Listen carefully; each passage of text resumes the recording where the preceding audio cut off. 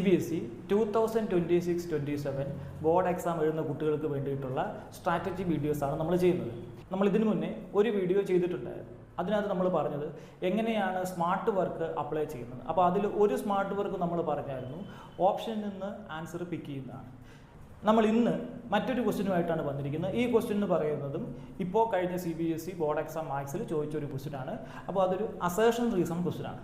അപ്പോൾ അതിൻ്റെ ക്വസ്റ്റ്യൻ ഇങ്ങനെയാണ്, അസേർഷൻ ഇങ്ങനെയാണ്: the mean of first n natural numbers is n-1/2 and the reason കൊടുത്തിരിക്കുന്നത് sum of first n natural numbers is n into n+1/2.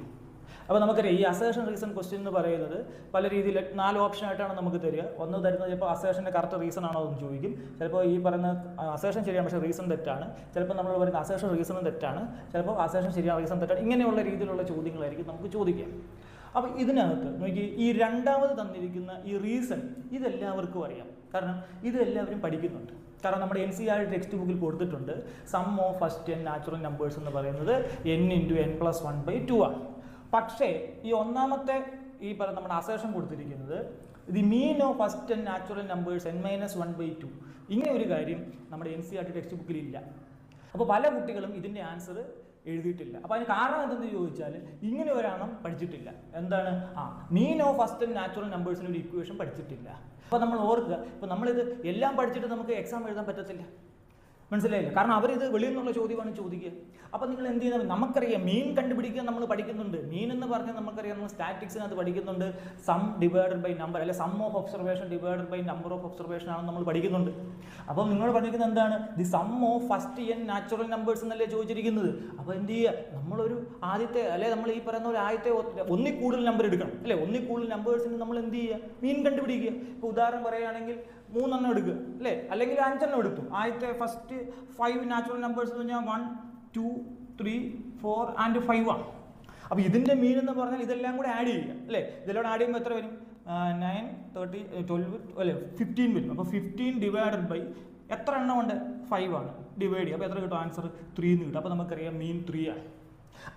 അല്ലെങ്കിൽ തന്നെ നമുക്കറിയാം ഇതൊരു അരിത്മെറ്റിക് പ്രോഗ്രഷനാണ്. അപ്പോൾ ഇവിടുത്തെ നോക്കിയാൽ ഈ പറയുന്ന n-ന് വാല്യൂ 5 ആണ്. എപ്പോഴും മിഡിൽ ടേം ആയിരിക്കും അതിൻ്റെ മീൻ എന്ന് പറയുന്നത്. അല്ലെങ്കിൽ തന്നെ നമ്മളിങ്ങനെ കണ്ടുപിടിക്കുക, എങ്ങനെ സം ഡിവൈഡ് ബൈ നമ്പർ വെച്ച് നമ്മൾ കണ്ടുപിടിച്ചു 3 എന്ന് കിട്ടി. അപ്പോൾ നമ്മൾ ഈ ഇക്വേഷൻ അത് ഇട്ട് നോക്കി ഇത് ശരിയാണെന്നറിയാൻ. n എന്ന് പറഞ്ഞാൽ എത്രയാണ്? n എന്ന് പറഞ്ഞാൽ നമ്മൾ എത്ര നമ്പർ എടുത്തിരിക്കുന്നത്? ഫസ്റ്റ് 5 ആണ്. അപ്പോൾ 5 ഇട്ടു. അപ്പോൾ 5 - 1/2. അപ്പോൾ നമുക്കറിയാം 4/2. 4/2 എന്ന് പറഞ്ഞാൽ 2 ആണ് വരേണ്ടത്. പക്ഷേ കിട്ടിയത് എത്രയാണ്? 3 ആണ്. അപ്പോൾ നമുക്ക് മനസ്സിലായി ഈ ഇക്വേഷൻ തെറ്റാണ്. മനസ്സിലായില്ലേ? അപ്പോൾ നമ്മൾ എന്ത് ചെയ്താൽ മതി? ഈ ഇക്വേഷൻ തെറ്റാണ്, ഇത് പഠിക്കേണ്ട ആവശ്യമില്ല. ഇതെന്താണ്? ഇത് അടുത്ത ഒരു സ്മാർട്ട് വർക്കാണ്. അതായത് നമ്മൾ കയ്യിൽ നിന്ന് ചില വാല്യൂസ് ഇട്ട് കൊടുക്കുക. അതായത് എന്നിട്ട് നമുക്ക് തന്നിരിക്കുന്ന ഈ സ്റ്റേറ്റ്മെൻറ്റ് അല്ലെങ്കിൽ അസേർഷൻ സാറ്റിസ്ഫൈ ആവുന്നുണ്ടോ നോക്കുക. ഇത്രയേ ഉള്ളൂ.